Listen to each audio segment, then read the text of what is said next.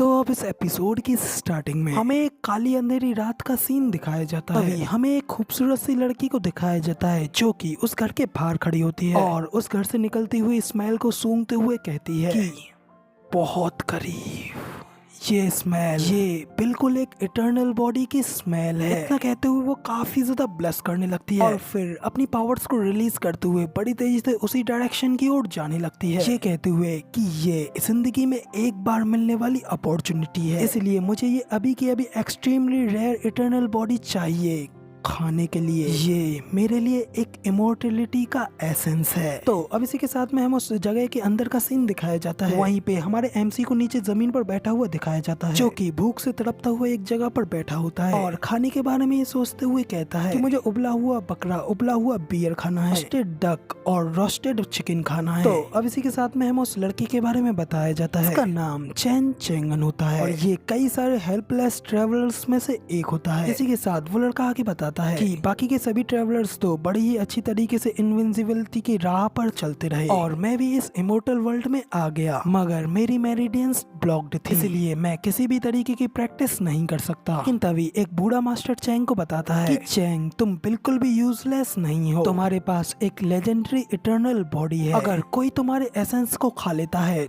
तो वो इमीडिएटली बहुत ही ज्यादा पावरफुल बन जाएगा। सचमुच में ये कितना ज्यादा सरप्राइजिंग है ना। तो चैंग कहता है, जो कि आल्सो हमारी इस सीरीज का हीरो भी है, ये ठीक है मैं कल्टीवेट नहीं कर सकता, लेकिन उस कमीने चोर गॉड ने मुझे सेंग एट्रीब्यूट भी दे दिया। सेंग एट्रीब्यूट एक ऐसी चीज होती है जो कि मॉन्स्टर और डीमंस की हेल्प करती है स्ट्रॉन्गर और इमोर्टल बनने में। इधर मॉन्स्टर्स ने मेरी बॉडी को पाने के लिए मेरे ऊपर काउंटलेस बार अटैक किया, मुझे इंजर्ड कर दिया एंड आल्सो मेरे सेक्ट ने भी मेरे ऊपर अटैक किया। और उस ओल्ड मैन के पास भी कोई चॉइस ना होने की वजह से उसने वॉइड को तोड़ करके मुझे यहाँ पर छुपा दिया। वो कमीने कुत्ते के बच्चे, आखिर क्यों बाकी के ट्रेवलर्स अपनी जिंदगी में इतना ज्यादा मजा कर रहे हैं, जबकि मैं यहाँ पर हलाल होते हुए बकरे की तरह अपनी जान बचाते घूम रहा हूँ। तुम चोर भगवान, आखिर तुम्हारे पास कोई दिल नहीं है क्या? इससे तो अच्छा तुम बिजली गिर करके मुझे मार ही डालो। तो अब इधर चैन के इतना कहने के साथ ही वहाँ पे उसके साइड में आसमान से एक बिजली गिरती है, जो देख करके तो चैन की फट जाती है और वो काफी ज्यादा घबरा जाता है। और फिर तभी वो 90 डिग्री झुकते हुए कहता है कि मैं तो मजाक कर रहा था भगवान, ये एक मजाक था, चलो छोड़ो भूल जाओ इसे, मैं अब सोने जा रहा हूँ ताकि इससे मैं अपनी कैलोरीज को सेव कर सकूं। हो सकता है कि कल वो ओल्ड मैन उन कमीनों को लात मार करके यहाँ मेरे पास खाने के लिए एक रोस्टेड चिकन ला करके मुझे सरप्राइज कर दे। तो अब इसी के साथ में जब चैंग इसी तरह सोने की कोशिश कर रहा होता है, तभी उसके पीछे वो लड़की आ जाती है और उसके कान में कहती है कि क्यों ना तुम इस स्प्रिंग की रात को अपनी इस स्लेव के साथ बिताओ। तो ये सुनकर के चैंग काफी ज्यादा घबरा जाता है और जल्दी से उठते हुए उससे कहता है, व्हाट द एफ, कौन है तू?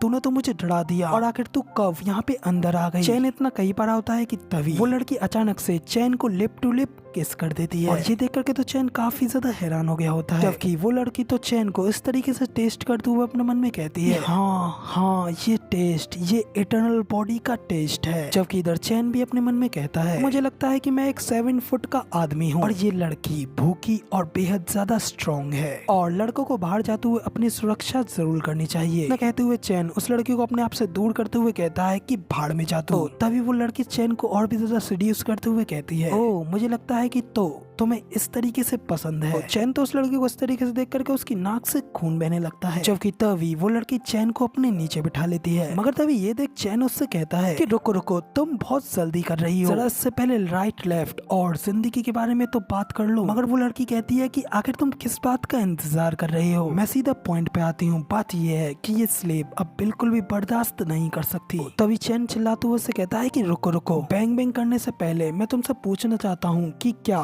तुम एक ह्यूमन हो या फिर एक घोस्ट हो? तो ये सुनकर के वो लड़की चैन को घूर करके देखती है और कहती है कि स्लेव, एक स्लेव। मगर इसी के साथ में अब वो अपने एक भूतिया से फेस बना लेती है और फिर कहती है कि ऑफ कोर्स मैं एक घोस्ट हूँ। तो ये देख करके तो भाई चैन की बहुत ही ज्यादा फट जाती है और शौक के मारा उसका मुंह खुला का खुला रह जाता है। तभी चैन उस ओल्ड मैन के बारे में याद करता है, यहाँ पे कि वो ओल्ड मैन चैन से कह रहा होता है कि मैं तुम्हें यहाँ पर इस टेम्पल में बंद कर रहा हूँ, यहाँ पे कोई भी डीमन या फिर घोस्ट एंटर नहीं कर सकता, इसलिए तुम यहीं पर रहना और इधर उधर मत घूमना। तभी चैन कहता है कि व्हाट द एफ, उस बूढ़े की बात का क्या हुआ? जबकि वो घोस्ट गर्ल स्माइल करते हुए चैन से कहती है कि इटर्नल बॉडी, इसे मुझे दे दो। मैं कहते ही वो चैन को पकड़ के उसके कंधे पर खा जाती है। तो तभी चैंग भी कहता है कि क्या क्या मैं फिर से मरने वाला हूँ? मैं 3 सालों से छुपा रहा हूँ, अपनी जान बचाने के लिए इधर उधर भागता रहा हूँ, लेकिन अब इस एंड पे जाकर के मैं मरने वाला हूँ। अब जैसे ही चैंग मरने वाला होता है कि तभी उसके सामने एक सिस्टम ओपन हो जाता है, जो कि चैंग से कहता है कि डिटेक्ट किया जाता है कि होस्ट का सामना एक घोस्ट से हुआ है और अब होस्ट के लिए इनविंसिबल डोमेन सिस्टम खोला जा रहा है 2 मीटर के अराउंड एक अनप्रोवोक्ड एरिया। इधर उस सिस्टम को देखने के बाद हमारा चैंग भी कहता है कि क्या इनविंसिबल फील्ड, दूसरे शब्दों में कहें तो मैं अपने 2 मीटर के दायरे में इनविंसिबल हूँ, मैं अपनी उस जगह का एक मास्टर हूँ। इसी के साथ हमें चैंग के एट्रीब्यूट को भी दिखाया जाता है, जिसमें कि ज्यादा कुछ नहीं होता है, बस उसकी 2 मीटर इनविंसिबल फील्ड एक्टिवेट हो गई होती है। तो इसी के साथ फिर चैंग अपनी मुट्ठी बीचता है और कहता है कि हाँ, मैं ये जानता था, अगर एक ट्रेवलर के पास में कोई भी गोल्डन फिंगर क्यों नहीं हो सकती है। इतना कहने के साथ ही फिर चैंग उस फीमेल गोस्ट को अपने पास से दूर झटक देता है। तो वो गोस्ट कहती है कि आखिर अब तुम क्या करना चाहते हो? तो चैंग भी हंसते हुए कहता है कि अब मेरी बारी है फाइट बैक करने की, और चलो मैं देखूं तो जरा आखिर मैं अपने इस इनविंसिबल फील्ड में कितना ज्यादा स्ट्रॉन्गर हूँ। जबकि इधर वो गोस्ट गर्ल भी स्माइल करते हुए कहती है कि क्या तुम मेरे साथ फाइट बैक करना चाहते हो? एक ऑर्डिनरी पर्सन होते हुए तुम्हें लगता है कि तुम मुझे हरा दोगे? कि तुम अपने अटैक के साथ तो मुझे सिर्फ खुजली ही पैदा कर पाओगे। इससे तो बेहतर तुम एक जगह पर बैठे रहो और मुझे अपने आप को खाने दो, कि इससे तुम्हें दर्द कम होगा। इतना कहने के साथ ही वो फीमेल गोस्ट चैंग के ऊपर अटैक करने के लिए आगे बढ़ जाती है, जबकि चैंग भी उसे अपने करीब बुलाते हुए कहता है कि ठीक है, फिर देखते हैं कि आखिर कौन कितना ज्यादा स्ट्रॉन्ग है। इतना कहने के साथ ही चैंग अपना एक जोरदार पंच बना करके उस फीमेल गोस्ट के मुंह पर जाकर के मारता है। अगर चैंग के पंच की पावर इतनी ज्यादा होती है, उसके उस पंच से इतना ज्यादा प्रेशर निकलता है कि वो फीमेल गोस्ट ऊपर की छत तोड़ करके आसमान को भी चीरते हुए काफी ज्यादा दूर चले गई होती है। तभी चैन भी अपनी इतनी ज्यादा खतरनाक पावर्स को देखते हुए कहता है कि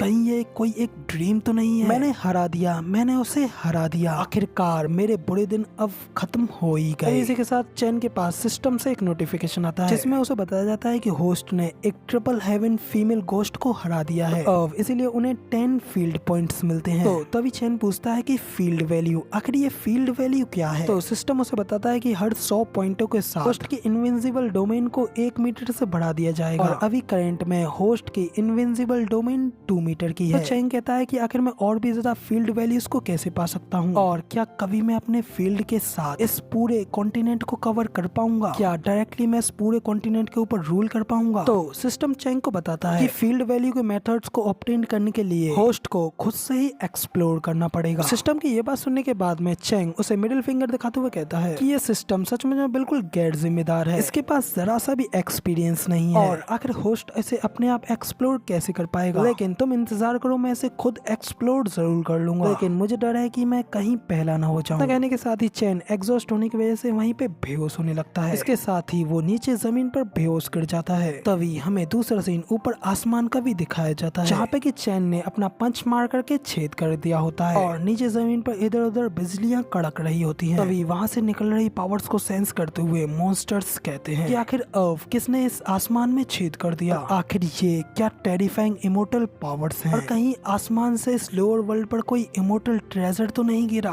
तभी हमें वहाँ का भी सीन दिखाया जाता है, जहाँ से कि बिजलियां कड़क रही होती हैं। वहीं पे कुछ मास्टर्स उस ओर ही जा रहे होते हैं। तभी उस जगह पर हेवन से एक तलवार नीचे जमीन की ओर आ रही होती है, जिसे सेंस करते हुए वो मास्टर्स भी कहते हैं कि लगता है कि ये एक इमोर्टल ट्रेजर है जो कि यहाँ पर नीचे आ रहा है, और अब शायद ये वर्ल्ड फिर से क्योस में जाने वाला है। तो अब इसी के साथ में हमें अपर वर्ल्ड का सीन दिखाया जाता है, जियानजू इमोर्टल वर्ल्ड का। वहीं पे अचानक से कोई चीज नीचे वहाँ पे जाकर के गिरती है। इसी के साथ में हमें उस पंच की एनर्जी को दिखाया जाता है, जो कि अपर वर्ल्ड को भी चीरते हुए उनकी बिल्डिंग्स को डिस्ट्रॉय कर देता है। तभी हमें दिखाया जाता है कि उस बिल्डिंग के टूटने की वजह से वो इमोर्टल स्वॉर्ड वहाँ से बाहर निकली होती है, जिसे वहाँ से निकलते हुआ देख करके एक मास्टर कहता है ये तो हमारे लॉर्ड की होली इमोर्टल स्वॉर्ड है, 12 इमोर्टल जनरल्स जल्दी से बाहर निकलो। तो अब इसी के साथ में वहाँ पे उस जगह पर वो 12 के 12 इमोर्टल जनरल्स भी आने लगते हैं। तभी हमें उन 12 जनरल्स को दिखाया जाता है, सभी के सभी में से काफी ज्यादा पावरफुल ऑरा रिलीज हो रहा होता है। तो अब तभी वो सभी इमोर्टल जनरल्स वहाँ पे आते हुए उस आदमी को ग्रीट करने लगते हैं, जबकि वो मास्टर उन लोगों से कहता है कि 10,000 साल पुराना इमोर्टल वेपन, जिसे कि सेक्रीफाइस करके मेरे फादर ने यहाँ पे इस टावर में कास्ट किया था, उसके ऊपर एक अनजान फिस्ट से अटैक हुआ, और अब वो वेपन नीचे लोअर वर्ल्ड में गिर चुका है, और अब तुम लोगों के लिए ये लॉर्ड का ऑर्डर है, जल्दी से वहाँ जाकर के किसी भी कीमत पर उस स्वॉर्ड को वापस पास लेकर के आओ, और अगर कोई भी तुम्हें वहाँ पर रोकने की कोशिश करता है तो उसे सीधा खत्म कर डालना। तो इतने ऑर्डर्स मिलते ही वो सभी के सभी जनरल्स वहाँ से चले जाते हैं, जिसके बाद वापस से हमारा सीन चैंग की ओर दिखाया जाता है। यहाँ पे कि चैंग बेहोश होने के बाद उठा होता है। वो कहता है कि सचमुच में बहुत ही ज्यादा एम्बेरसिंग है, मुझे बेहद ही ज्यादा भूख लग रही है, कैसा रहेगा मैं पहले पेट भरने के लिए थोड़ी ये मिट्टी खा लूं। मगर इसी के साथ फिर वो उस मिट्टी के लोटे को लात मारते हुए कहता है व्हाट द एफ, मैं इतना भी ज्यादा भूखा नहीं हूँ कि मैं इस गंदगी को खाऊं। वास्तव में इस 21वीं सदी में जितना आप जीते हैं वो आप उतना ही ज्यादा पीछे जाते हैं। मगर एक बात यह है कि यहाँ पे इस टेम्पल में उस ओल्ड मैन ने एक रिस्ट्रिक्शंस लगाई हैं, जिनकी की वजह से कोई भी मॉन्स्टर या फिर डीमन यहाँ पे एंटर नहीं कर सकता है। लेकिन आज की रात एक की रिफाइनिंग रिल्म की फीमेल गोस्ट ने यहाँ पे एंटर कर लिया, तो आखिर इसमें अब क्या प्रॉब्लम आ गई। मगर अभी फिलहाल इस सब के बारे में सोचने के लिए कोई टाइम नहीं है। आफ्टर ऑल वैसे भी मैं तो कुछ कल्टीवेट कर ही नहीं सकता। वो ओल्ड मैन मेरे ख्याल से कुछ मुसीबत में पड़ा हुआ होगा, मगर मैं इसमें उसकी कोई हेल्प नहीं कर सकता, जब तक तो बिल्कुल भी नहीं जब तक ये डोमेन होस्ट के साथ ही मूव ना करे। चलो फिर ट्राई करके देखता हूँ कि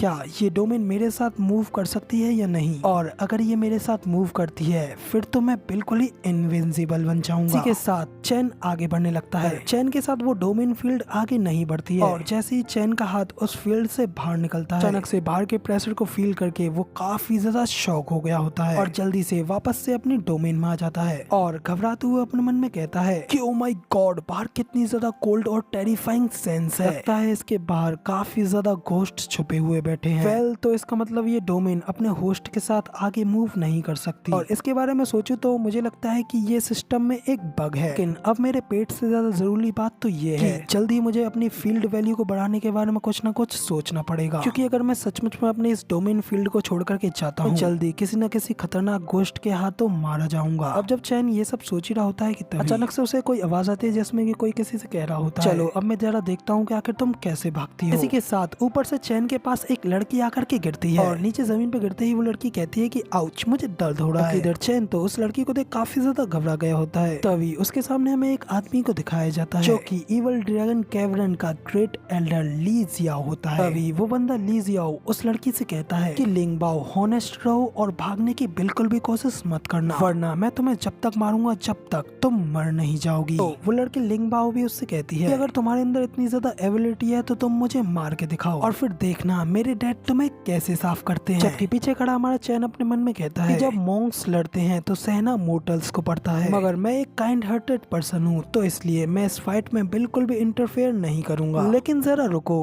क्या इन लोगों के पास कुछ खाने के लिए होगा? और फिर खुशी के मारे रोते हुए कहता है कि लगता है कि अब मुझे और ज्यादा भूखा रहने की जरूरत नहीं पड़ेगी। इसी के साथ फिर चैन उन लोगों को आवाज लगाने लगता है। तभी लिन बाओ वहाँ पे चैन को देखते हुए उससे कहती है कि एक मोर्टल, आखिर तुम यहाँ पर क्या कर रहे हो? तो अब तभी चैन उससे कहता है ये टेम्पल इस मास्टर की टेरिटरी है, और मैं तुम दोनों के यहाँ पे आने से बिल्कुल भी एग्री नहीं हूँ, लेकिन फिर भी तुम लोग यहाँ पर आए और यहाँ पे आकर के इतना ज्यादा हड़कंप मचाने लगे, तो इसलिए जल्दी से यहाँ पे आओ और मुझे खाना दे करके इस बात के लिए रीपे करो। तो चैन की इस बात को सुनने के बाद तो वो लड़की काफी ज्यादा हैरान हो गई होती है, और उससे कहती है कि क्या तुम मरना चाहते हो? ये बहुत ही ज्यादा क्रेजी है, आखिर तुम्हारी हिम्मत कैसे हुई ली नियाओ को इतना ज्यादा प्रोवोक करने की। अगर ली जियाओ की ओर भी दिखाया जाता है, वो लिन बाओ को पकड़ते हुए गुस्से में चैन से कहता है कि ओ कंपनसेशन, तुम बेकारी, लगता है कि तुम मरना चाहते हो। फिर ठीक है, मरने के बाद अब एक बीस्ट के रूप में रीबॉर्न होना और अपने मुंह के ऊपर लगाम रखना। इतना कहने के साथ ही ली जियाओ अपनी किसी टेक्निक के साथ चैन के ऊपर अटैक कर देता है। तभी दिखाया जाता है कि घोस्ट के बने हुए वो स्किल्स चैन की शील्ड के साथ जाकर के टकराते हैं और वहीं पे डिस्ट्रॉय हो जाते हैं। तभी चैन भी अपनी आंखें खोल करके देखता है तो उसे कुछ भी नहीं होता है, जिसके बाद चैन उससे कहता है कि तुम कमीने, मैंने तुम्हें मारने का ट्राई भी नहीं किया, लेकिन फिर भी तुम यहाँ पर मुझे मारना चाहते हो। तुम्हें क्या लगता है कि क्या मैं कोई ऐसा पर्सन हूँ जिसे कि तुम बड़े ही आसानी से दबा सकते हो? इधर लिन बाओ भी हैरान होती हुए अपने मन में कहती है कि अभी अभी आखिर यहाँ पर क्या हुआ, अचानक से वो अटैक्स डिसअपियर कैसे हो गए, आखिर इसने ये सब कैसे किया, ये तो सिर्फ एक इमोर्टल है। तभी ली जियाओ भी अपने मन में कहता है कि ये सही है कि ये एक इमोर्टल है और वो किसी भी तरीके से मेरे अटैक को तो बिल्कुल भी नहीं रोक सकता,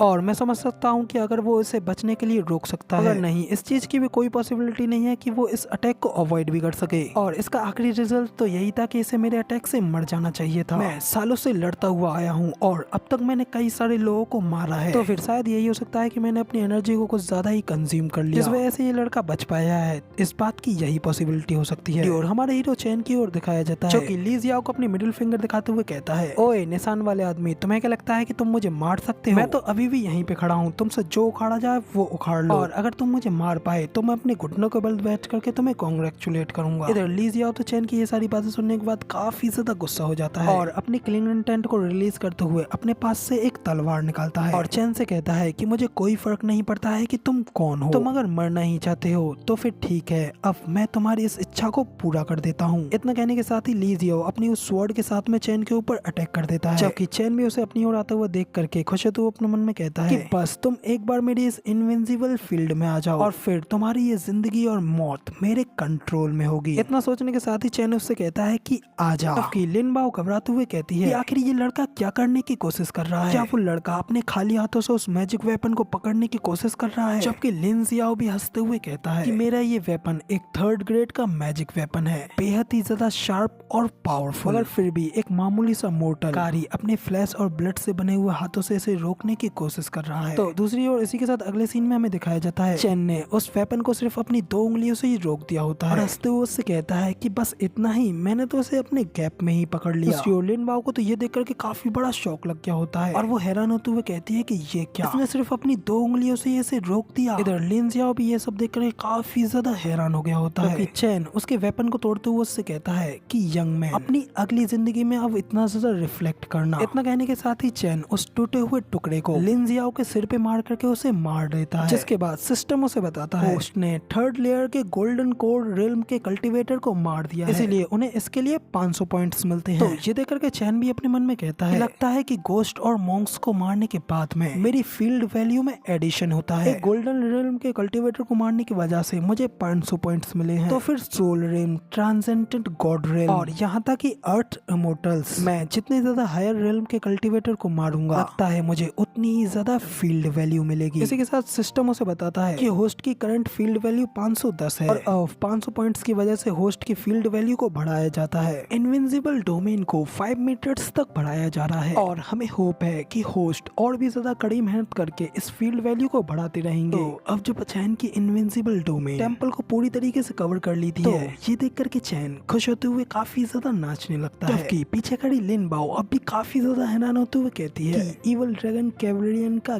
ग्रेट एल्डर, जो कि गोल्डन कोर रिल्म का एक कल्टीवेटर था, वो सिर्फ एक इमोर्टल के हाथों मारा गया। क्या सच में ये लड़का एक मोर्टल है या फिर एक्चुअल में ये वर्ल्ड के सबसे पावरफुल एक्सपर्ट्स में से एक है, जो कि अपनी पावर्स को किसी वजह से छुपा रहा है? चैन उस एल्डर के पास जाकर के उसकी रिंग को उतार लेता है, मगर अब जब चैन के पास में कोई भी कल्टीवेशन नहीं होती है, इसलिए वो अपने मन में कहता है ये रिंग तो मेरे किसी भी काम की नहीं है, क्योंकि मेरे पास कोई कल्टीवेशन नहीं है, इसलिए मैं इसे ओपन नहीं कर सकता। इतना कह करके फिर चैन लिन बाओ की ओर मुड़ करके देखता है और उससे आवाज लगाता है। तो लिन बाओ भी थोड़ी घबरा गई होती है और फिर चैन से कहती है सीनियर, हमारे सेक्ट को ये पता चला कि लाखों माउंटेन्स के ब्रांच यहाँ पे हमारे स्लोअर वर्ल्ड में एक इमोर्टल वेपन अपीयर हुआ तो है। मेरे 9 स्वॉर्ड सेक्ट ने मुझे यहाँ पर उसे ढूंढने के लिए भेजा है, लेकिन मुझे ये नहीं पता था कि ली जियाओ मेरे ऊपर इस तरीके से हमला कर देगा। लिन बाओ को बिना पूछे ये सब बताते हुए देख करके और कंफ्यूज होते हुए अपने मन में कहता है कि मैंने तो इससे इस बारे में पूछा ही नहीं। जबकि इधर लिन बाओ आगे बताते हुए उससे कहती है मुझे छोड़ करके 9 स्वॉर्ड सेक्ट के सभी डिसाइपल्स इसके हाथों मारे गए। थैंक्स टू यू सीनियर, आपने मेरी लाइफ को बचा लिया, क्योंकि अगर सीनियर ने यहाँ पे आकर के मेरी मदद नहीं की होती तो वो जरूर मुझे पकड़ लेता और अपनी इविल ड्रैगन गुफा में ले जाता। इतना कहने के साथ ही फिर लिन बाओ अपने मन में भी कहती है कि लिन जियाओ अपनी गोल्डन कोर रिल्म में था और जबकि सीनियर ने उसे बड़ी ही आसानी से हरा दिया, तो सीनियर पक्का से नेसेंट सोल रिल्म में तो होंगे ही, मगर यहाँ यू जियाओ में तो हंड्रेड्स ऑफ ईयर्स से कोई भी नेसेंट सोल रिल्म तक नहीं पहुँच पाया है। तो क्या सीनियर सचमुच में नेसेंट सोल रिल्म में है? ये सब सुनने के बाद फिर चैन भी उससे कहता है ये तो काफी ज्यादा अच्छा है कि तुम उसके साथ ही नहीं हो। इतना कहने के साथ ही फिर चैन उस रिंग को लिन बाओ की ओर फेंकते हुए उससे कहता है कि वो स्कारमैन अब मर चुका है, तो क्या तुम इस स्टोरेज रिंग को ओपन कर सकती हो? तो लिन बाओ भी उस रिंग को पकड़ते हुए कहती है अब जब ली जियाओ मर चुका है तो उसका मार्क भी हट चुका है, ये स्टोरेज रिंग तो ऑलरेडी अब अननोन है और इसे खोला जा सकता है। चैन कहता है क्या इस रिंग से मुझे कुछ खाने को मिल सकता है, क्योंकि मैं बहुत ही ज्यादा भूखा हूँ? तो लिन बाओ कहती है कि हाँ बिल्कुल मिल सकता है। तभी अगले सीन में हमें दिखाया जाता है कि चैन के हाथ में एक रोस्टेड चिकन होता है, जिसे अपने हाथ में लेने के बाद तो चैन भाई काफी ज्यादा खुश हो जाता है और वहाँ पे डांस करने लगता है। साथ ही फिर चैन अपने मन में भी कहता है मेरी इस इनविंसिबल डोमेन ने लगभग इस टेम्पल को पूरी तरीके से कवर कर लिया है, अब इसके बाद मुझे सोचना है कि मुझे अपनी अपनी फील्ड वैल्यू और कैसे बढ़ा सकता हूँ। मुझे अपनी इस इमोर्टल डोमेन को जल्द ही इस पूरे एंटायर कल्टीवेशन वर्ल्ड में फैलाना होगा। उसके बाद मैं उस ओल्ड मैन को बचाने के काबिल हो जाऊंगा। शायद उसके लिए 10 में से